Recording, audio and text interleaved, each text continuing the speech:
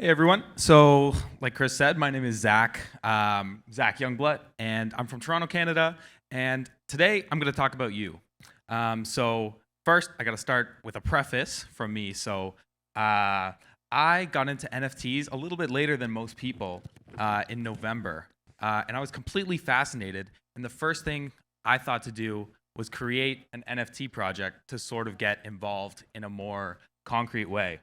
Um, and so, a bit more about me. Like, I'm 19 years old from Canada, and I sort of realized, like, if I can do this, anyone can do this. So I'm here to talk to you today about how you can sort of go down this path without needing a ton of capital up front, and how you can sort of gather attention to start something that you're truly passionate about. So the first thing you got to realize is that NFTs are a vessel for entrepreneurship. A lot of people will look at them as sort of a tool to invest and to look at new projects, which is totally cool. But if you're going to go down the path of creating your own project, you got to look at it through the lens of any other business. So you got to have marketing, you got to somehow muster up demand, you got to have people building for you, or you got to build yourself. And that's something that I think a lot of people don't think about. And I think you can sort of get caught up in the loop of, time to flip the next mint, time to pick up a new project. I think if you really start to look at it through the lens of like, how can I create value for other people and build something that will be meaningful for them? And in turn, the market will reward you for that, as long as you do everything in the right way, which we're going to get into.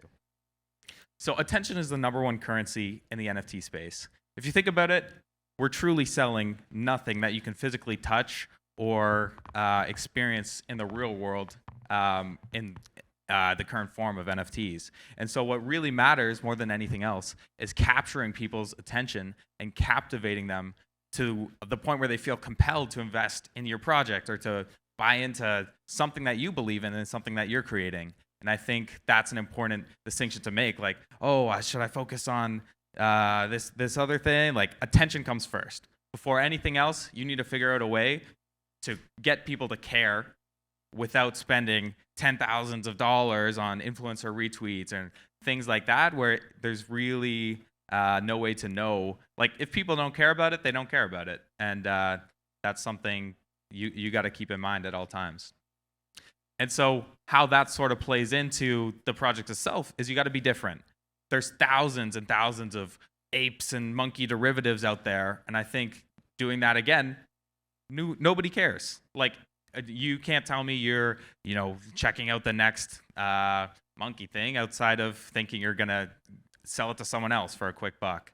And I think that's where you really need to get creative and where the fun part comes in. If you can be different and figure out a way like, hey, I really like sports, so I want to do something related to sports or whatever your passion is. And that's a way you can really not only stand out and captivate people and take their attention and turn that into something that has value for everyone, but you can really follow something that has greater meaning to yourself outside of just creating another dull project thing. And so that's really important. And so the example for me of that was my project was called Soul Maps. And so I love traveling, and I love geography, and I love the world. And so my version of being different was, instead of doing a profile picture that you can put as your Twitter thing and whatever, I wanted to create 600 maps, each one with a unique city. And so you could try and collect your own city. And so it was an interesting sort of idea. And I think the main thing that was good about that is that it was different. And so hopefully you guys are all thinking to yourselves, how can I do something different that's true to me, but still is on the path of something that other people would find interesting too. So it's a good way to connect with like-minded people. The problem with my specific example with Soul Maps was that it's difficult to put a picture of a map as your profile picture.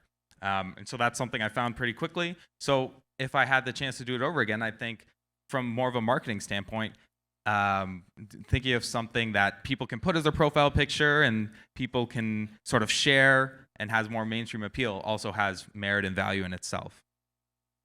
The important part here is that no matter what else happens, integrity and empathy need to be a cornerstone to everything you do in Web3.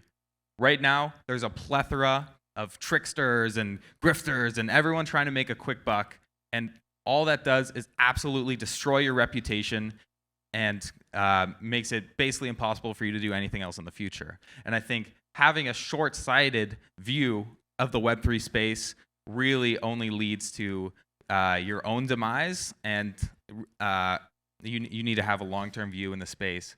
And when it comes to that, I think communication is important. So one thing I recommend doing is like always be transparent with everything you're doing and talk to people and see, hey, do you like this idea? I know you've been a part of our community for a while. What do you think? And I think having an open discourse through that is super important.